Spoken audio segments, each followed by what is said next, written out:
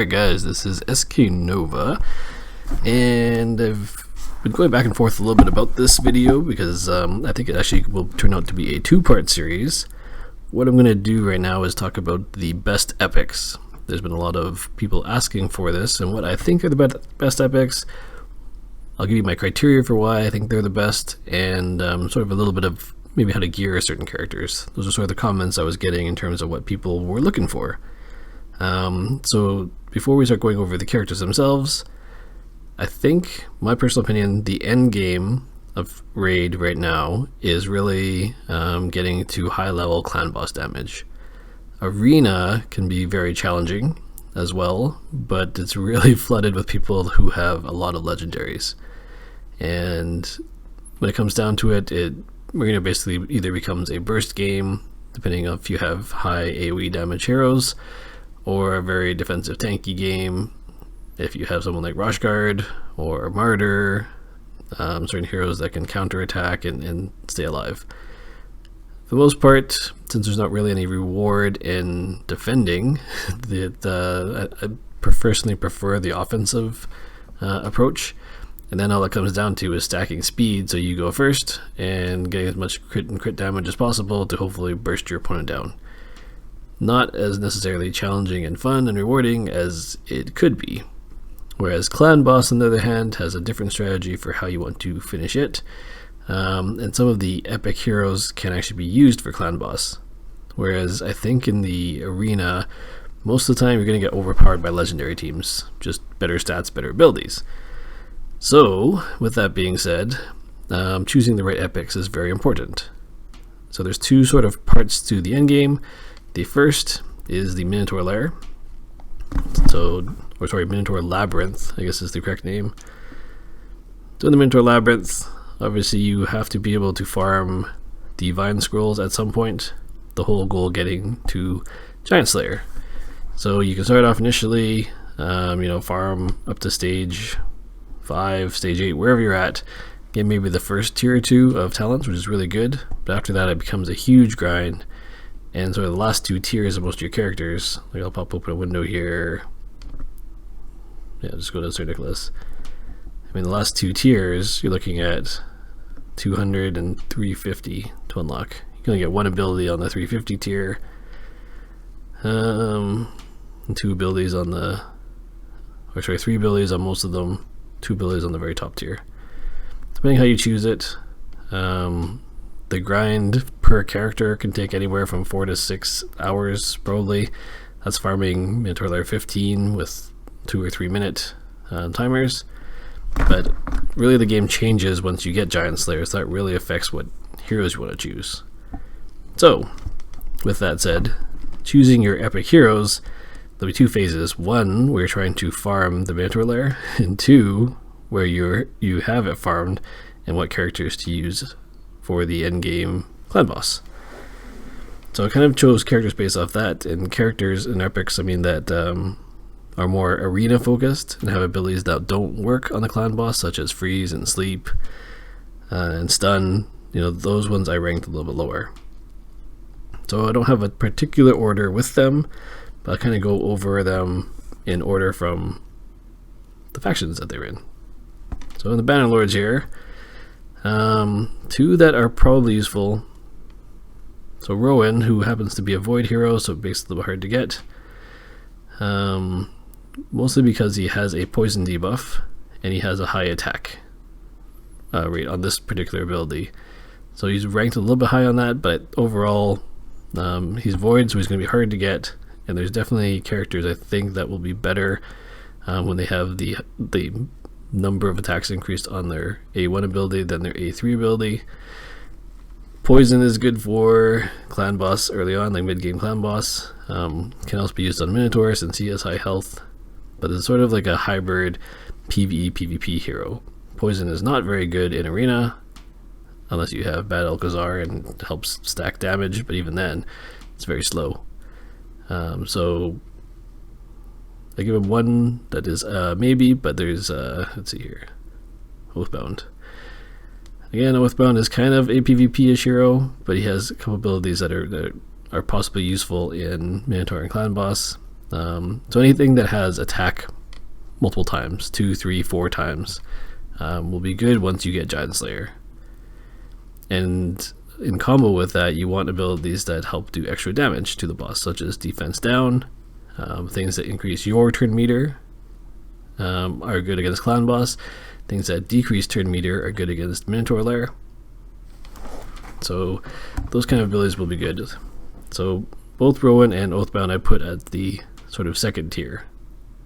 These other guys are all kind of okay, right? One of the things that's also missing from the game is buff stealing. So I'm actually wondering if a lot of the buff steal characters are still accessible, or if they've blocked the ability to get them right now. Because I know I haven't seen as many of them recently. So that's Battle Lords. There's actually a lot in the High Elves, so we'll go over these guys first. So Royal Guard is really good against the Minotaur, but he won't be as good against the clan boss. So he's one of those characters that if you have him and you're struggling to do stage 15 of the Minotaur lair, you may want to gear him up and use him. The main thing that makes him really good against the Minotaur is this hamstring ability, which reduces turn meter. So if you guys aren't familiar with the Minotaur, I have some videos on it earlier as well, but basically you just want to survive for the first 2 or 3 rounds, and then the Minotaur has one round where he takes 300% damage, and you want to do as much damage and keep him in that phase as long as possible. So that's where the turn meter decrease really benefits, and slow debuff. And if you have defense down and weaken and all those things that'll help increase damage against them, those are all great buffs to have up on the Minotaur. So obviously Royal Guard, really good for that. He has an enemy mix HP attack, which is good against the clan boss and Minotaur and Dragon, and he has decreased defense. So I'd say he's kind of like the pre-Tyrell. Tyrell is better on the endgame clan boss. Royal Guard is better on the Minotaur. So there you go. So the next character is Tyrell. Reasons that make him better on the Minotaur, on the clan boss than Royal Guard. So one of the things in the clan boss is obviously his damage keeps ramping up, and Tyrell has an ability which is the max 50% decrease attack. So this will help you survive those last 3, 4, 5, 10 rounds, whatever it is, where the damage really starts ramping up really high, and you need to reduce the attack in order for your team to survive. So he is brought along for that. There's a few other epic characters that can provide it, but the thing that makes Tyrell good is his combo of abilities. So his second ability here is if you skill him up, 100% chance of putting the defense down attack. And I mean, the sleep effect doesn't work on the clan boss, so forget about that. And his third ability is the decreased turn meter. So he's kind of got the abilities of the Royal Guard, but better for the endgame clan boss, mostly because he has the 2 times attack. So either one can be used. If you have Tyrell, then you probably want to use him over Royal Guard, but those two are very similar. The Nassel is a really decent healer, and definitely one that you can use in the clan boss until you get someone like Bad Alcazar.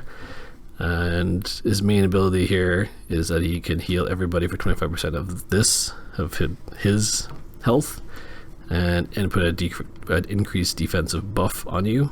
His first ability with the sleep doesn't work on Minotaur or clan boss, and he has an AoE attack, which decreases enemy buffs. Doesn't work on, well, clan boss doesn't have buffs you can remove, and Minotaur doesn't work there either. But kind of what you're going for in both those cases is both of them have big AoE attacks. You need to be able to heal your team up before the next hit lands. So if you can reduce his cooldown of this ability every 3 turns, you get a heal. The problem with that on the clan boss, at least, is oftentimes you won't be able to survive 2 turns. The clan boss's speed ramps up to the point that some of your faster heroes might get 2 turns, but most of them won't get 3 for sure. So you will go around without getting healed, and on the clan boss that usually results in death. So he would probably need to be paired with another hero, but gives you a little bit of sustain to last a little bit longer. So the Nassel is good. Of those 3 here, I put Tyrell as probably a top 5 for the end game. The other two are good up until you start getting Giant Slayer. So Marksman here is another good potential choice. He has the poison and he has a chance for an extra turn. So good initially, pre-Giant Slayer. And possibly 15% is probably too low to ever rely on. His big thing here is the turn meter increase for everybody else. And in theory that sounds really good, but oftentimes it's wasted because they already have full turn meters. He also has his 4 times attack. So if you do get Giant Slayer on him, I mean it's going to be on a 5 or 4 turn cooldown, so it's not the best, but it is part of his arsenal, so pretty good. The thing that makes him good is the speed, which gives your other characters a good attack, so buffing other characters is really good. One character that I've never tried, so this potentially could be good, and if you read this here, she does a 2-hit attack, obviously with Giant Slayer, the more hits the better. It says places an extra hit. Now if someone can tell me whether the extra hit counts as a 2-hit or a 1-hit. If it's a 2-hit, it's really good, and she's right up there with Cold Heart. She would be amazing on, say, the Fire Knight. Making an attack critical at level 60 is not really a problem. You're probably going to have the gear to do that. She also has a weaken debuff, so similar to Aethel. And Aethel is a rare, and she's an epic, so she potentially could be better than Aethel because she has a 3-hit. The catch to it is Aethel brings a 100% A1 weaken, and she has a what will be 75% 2-turn weaken. So more chance of her missing out, but there's no reason why you couldn't have Aethel and Exemplar, especially if her attack is potentially 4 hits. So she could be one of the very top clan boss characters. I just don't know if it's 2 or 3. Either way, she's really good on the Giant Slayer endgame clan boss. Being a Void Epic though, hard to get, unfortunately. Alright, on to Sacred Order.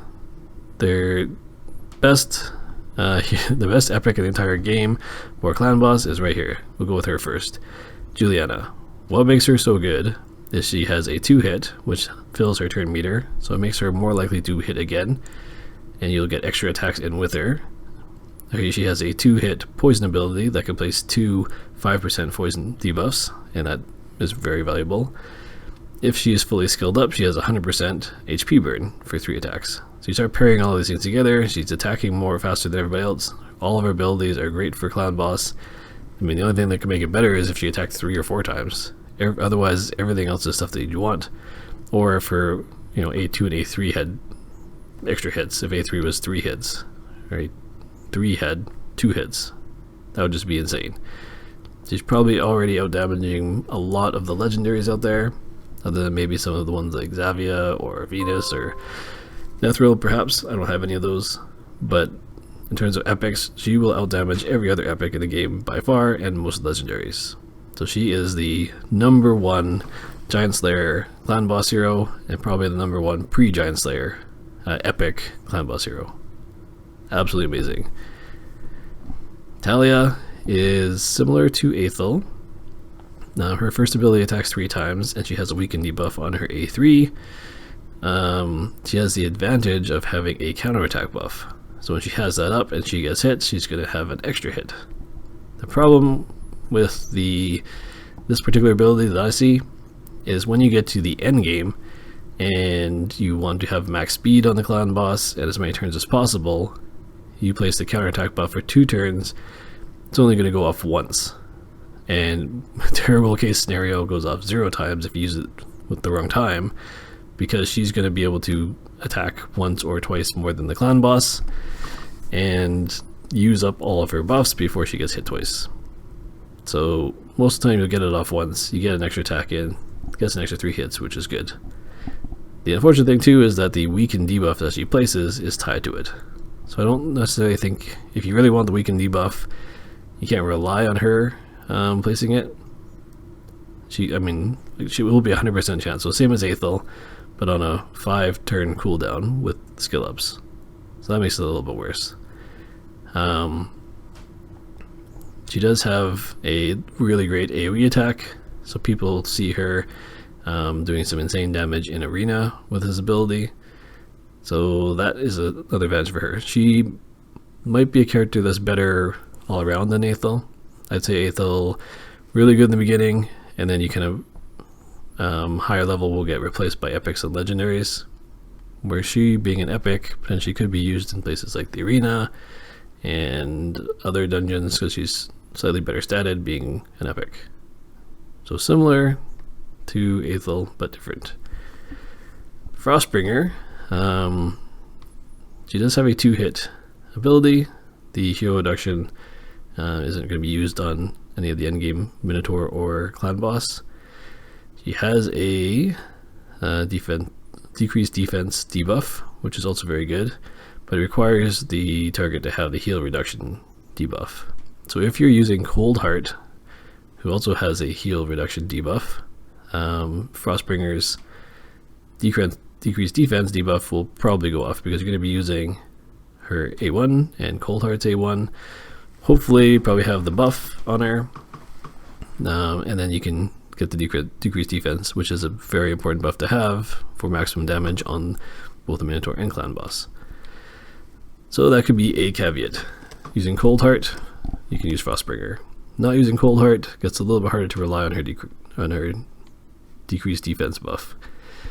Her A3 is really beneficial. So if you have other characters in the clan on the team that are really good, she has the increased speed buff, and when you get to, on the clan boss in particular, your attack damage is a lot less than what you're doing in terms of poison and HP burn, and especially Giant Slayer. So the attack buff isn't as important as getting extra turns in so you can get more rounds of Giant Slayer procs. But the speed boost is fantastic. So definitely a good support hero to have.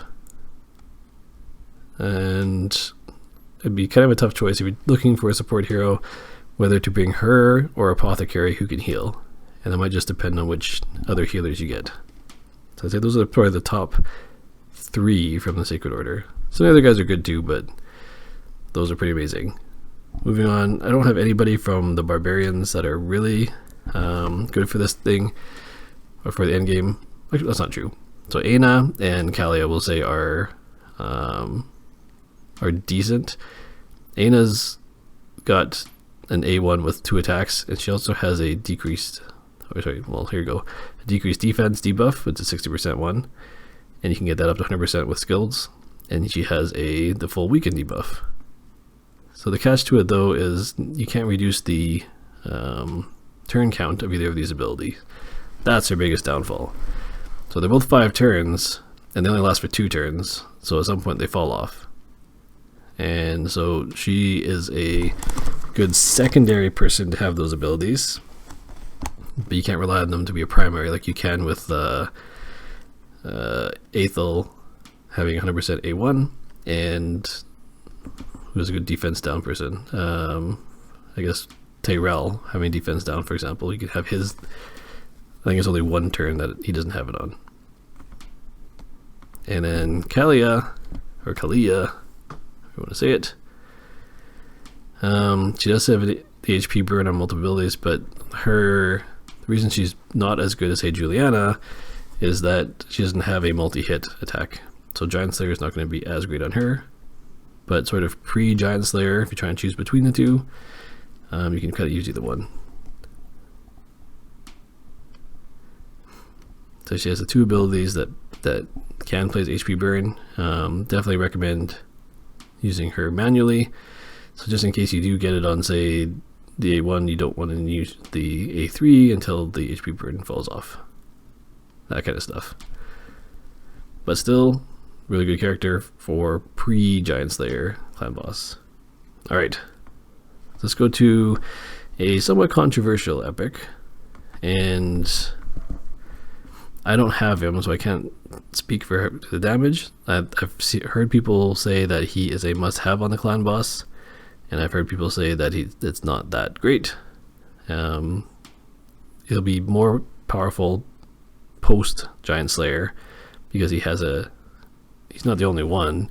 There's a bunch of legendaries that have this ability too, but being able to put a counterattack buff on all of the other characters so that when they are attacked, they use their A1 abilities, and if they have a 3-hit or 4-hit A1 ability with Giant Slayer, that's just a bunch of extra damage every time the boss attacks.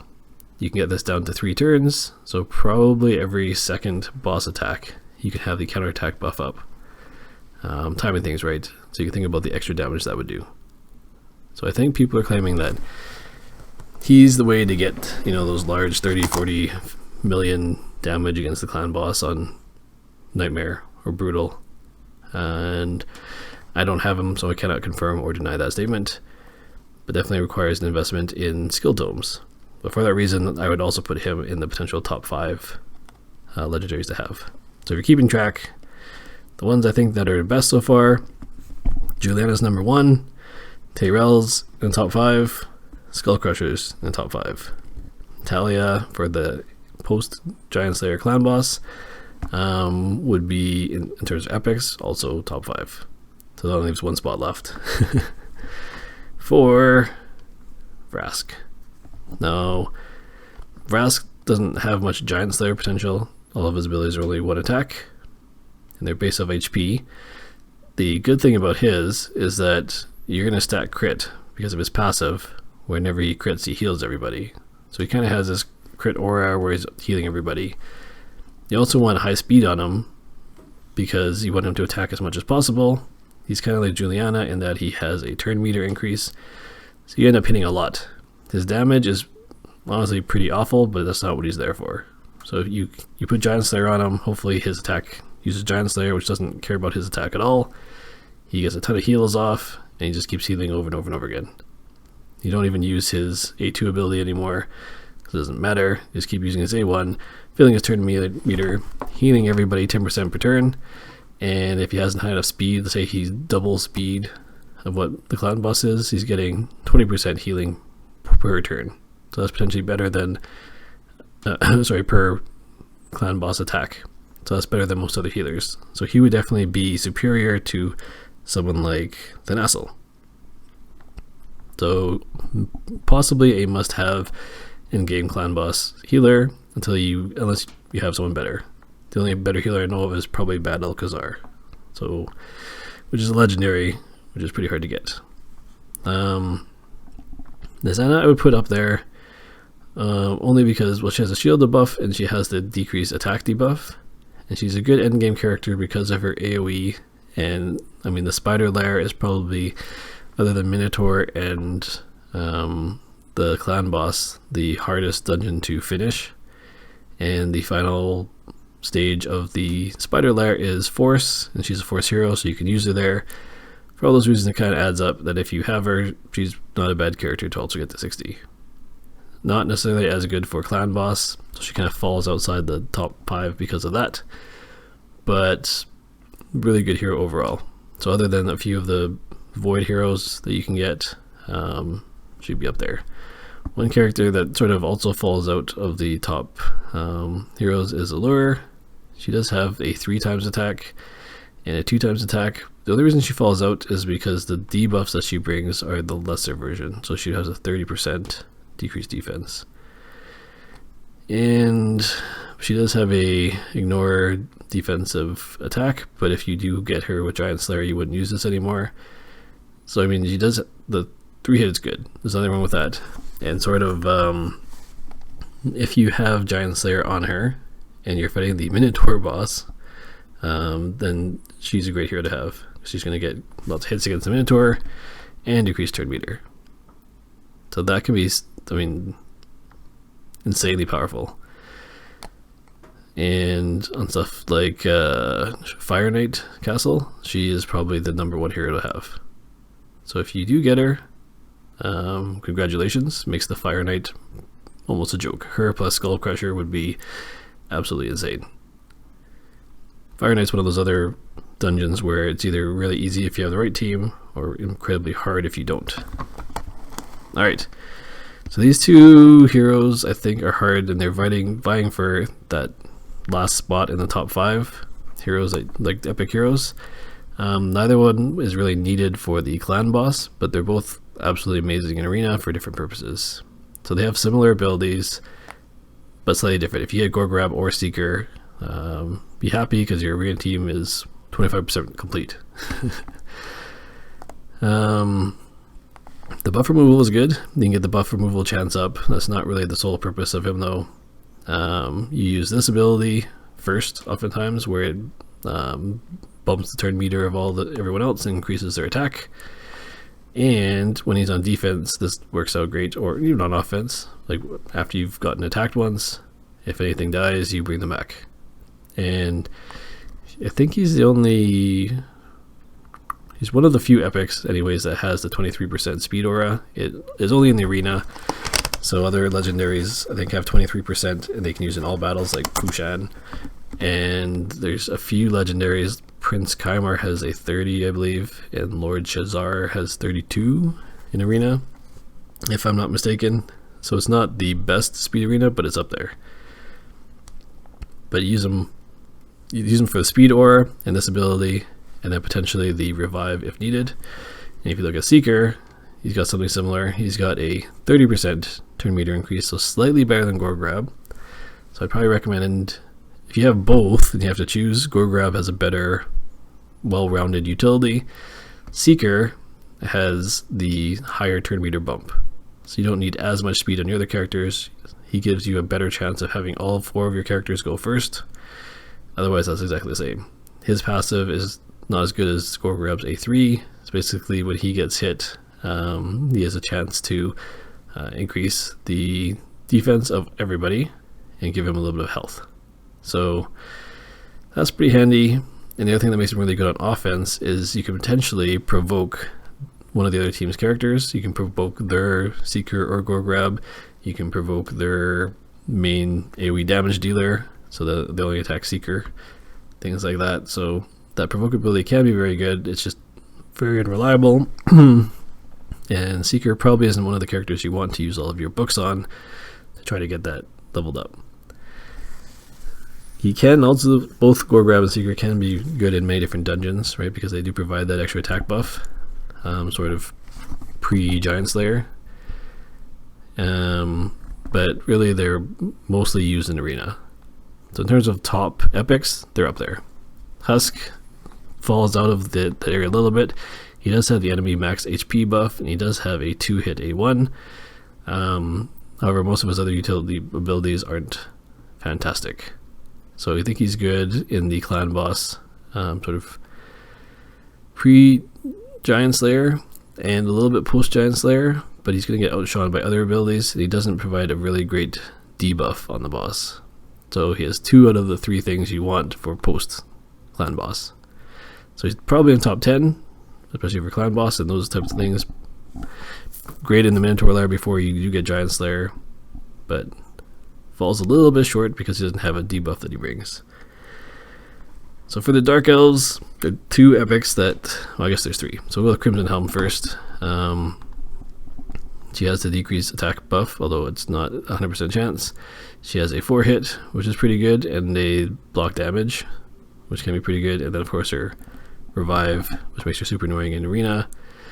She has been nerfed as of the last patch, or 2 patches ago, so she doesn't do as much damage. You can see her attack at level 60 is much lower, 727. She was probably a little bit, well, she's a defensive character, so I guess that's why. And her defense is 1531. I can't exactly remember how they scaled her down, but basically she's not able to solo level 15 Dragon Lair anymore, like maybe, or 14, like I've seen videos of her doing. So still really good, worth a mention, but definitely not one of the top heroes that you need for endgame content anymore. But sort of an interesting niche ability. So Lua and Sylar, I think, are going to be good for Minotaur Lair. Because of the, here we go, the depletion of turn meter on Lua. Maybe Spider Lair with this ability, where you can do extra damage to all the other spiders and the main spider. Sylar's got to attack all. I don't have these characters, so I'm not totally as familiar with them. Oh, and the speed debuff. Right. And decrease turn meter. Yeah, so both these characters, great in the Minotaur lair, decreasing the turn meter in that period where you want to keep his turn meter low, keep him in that phase longer. But again, won't be as good in the clan boss and end game. Last 3 here that we'll go over. Sneisha, I think, is a really good healer because of her equalizing ability. So oftentimes you'll have one hero that's even in an AoE event, keeps most of their health, and she bumps everybody back up to that. People often run her with the set that reduces cooldowns on abilities, and that can be very powerful. She does have a AoE ability, which, like Skull Crown, is the other one that also doubles, which can make her really good for stuff like the Spider Boss. And her Vaporize ability can be good in certain situations, but I don't think it works on the bosses.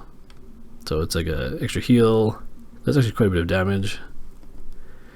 And here's Skull Crown, similar. They pair together, and if they're both on the same team,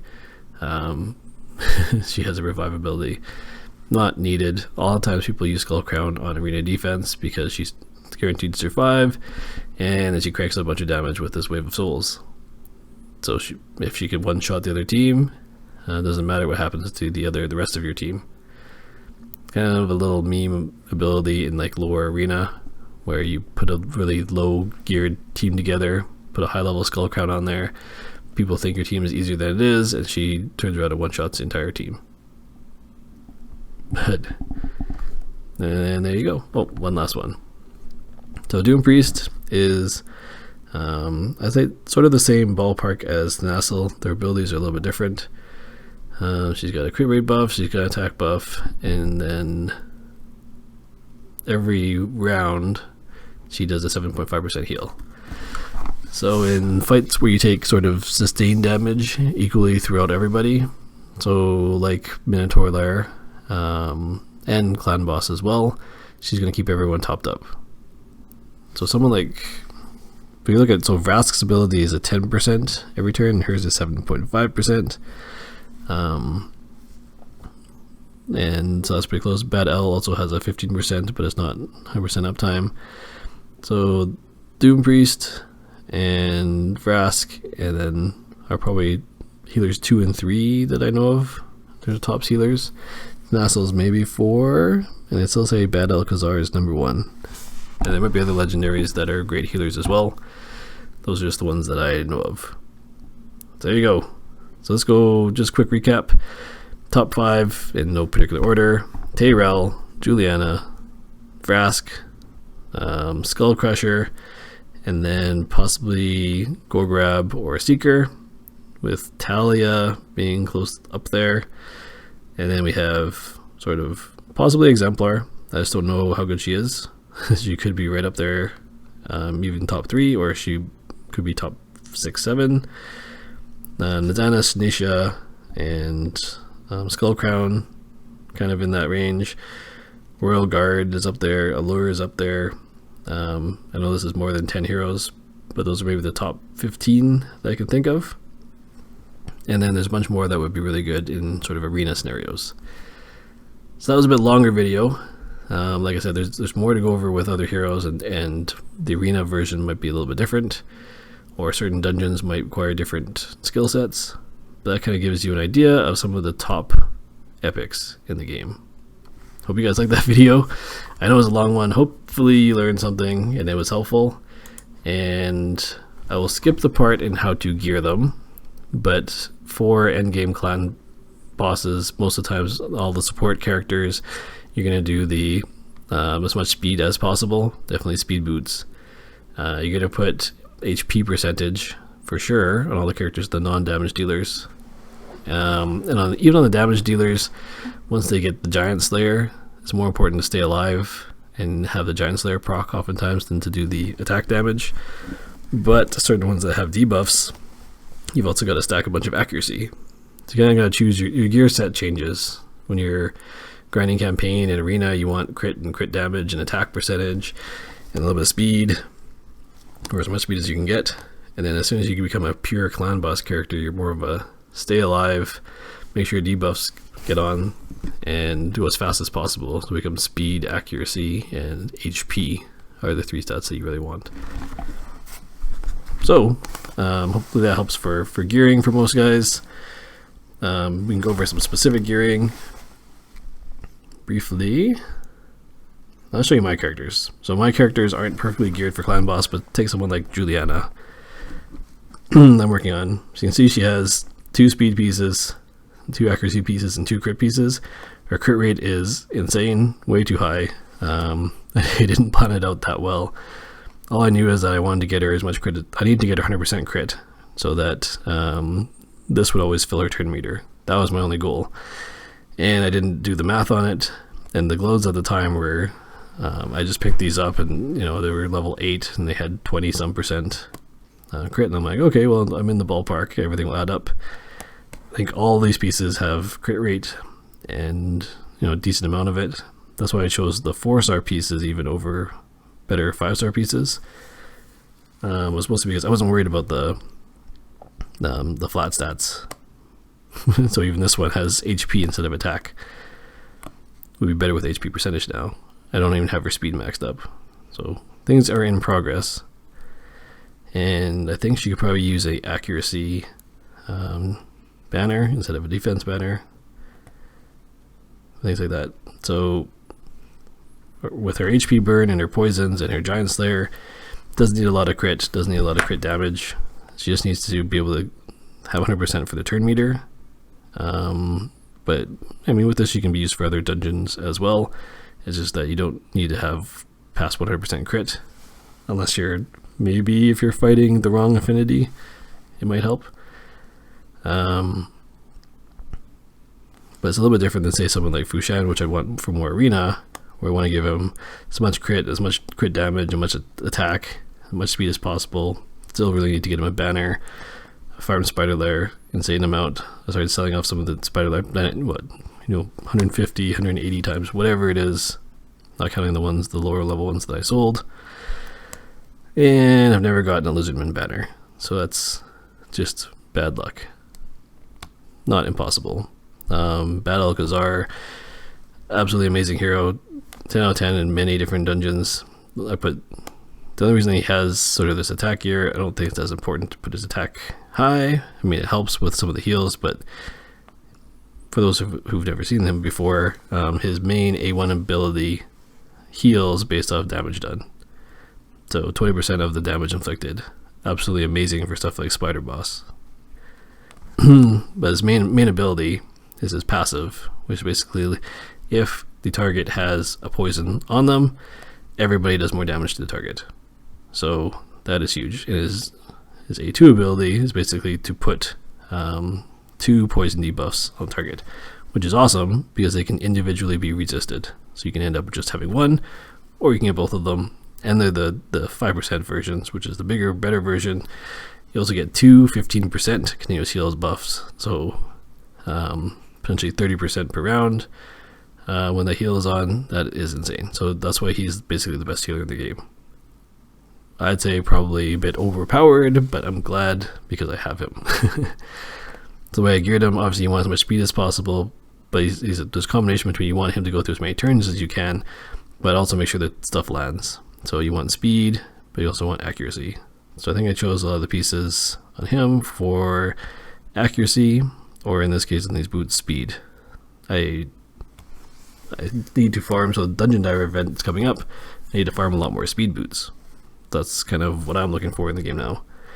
I was very lucky with him that I got a banner here with accuracy on it. That's like your ultimate goal for these debuffing characters, the ones where the debuffs are insanely important. Get a banner, 5-star banner with accuracy as the main, and then speed as a substat if you can, which is, you know, a bonus at the end of the day. Does have a crit damage necklace. I chose this ring for the high HP percentage. Basically, I want to swap this chest out, not non-attack.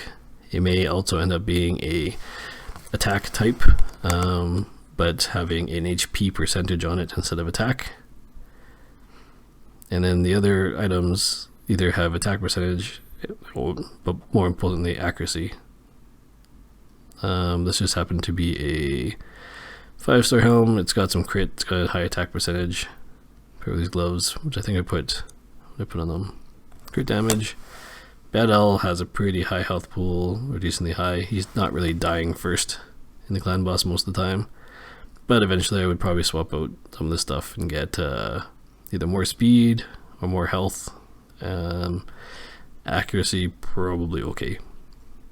240 accuracy is pretty high. Tyrell being a defensive character, we'll go over him. I think he's great to have. I don't have a good neck for him. Waiting for a crit damage type neck. I guess I could put this one on because it has defense. We're just planning on farming the spider boss a lot more to get to neck for him. Yeah, what did I put on him? I think I'm going to put defense gloves. He's definitely not geared. It's one of my not so greatly geared characters, but a lot of the items he has, there's a 5-star weapon, crit damage, crit rate. It's just stacked defense on him, so it makes him hard to kill. Wanted to get as much accuracy as I could, just waiting for the banner. So the banner, if I got a 5-star banner with accuracy, that's going to put him 200 plus accuracy, which I think is in the pretty good range. I do have a Vrask as well, which has kind of been retired after getting Bad L, and I geared him to get to pretty close to 100%, or I guess slightly over 100% crit rate, which is what you want. Max out his crit, and then just kind of bump his life up as high as I could. Gives him good sustainability, and also his skills are based off of HP. That's kind of how I choose to gear stuff. I look at their skills. What do they need? If they need the crit, go with that. If they're an arena-based character, kind of do a balanced crit damage. If they're mostly clan boss, figure out if they need the accuracy, get as much speed as possible, and then stack HP percentage. Cool. Super long video. It's a pretty important topic though, right? So we did a rare video, and we've done an epic video on clan boss stuff, and the next video will be on the legendaries that you want. It's super hard to plan for. You're just happy to get a legendary most of the time, but if you could choose which legendaries you want for endgame clan boss, I will show you. Cool. Well guys, till next video.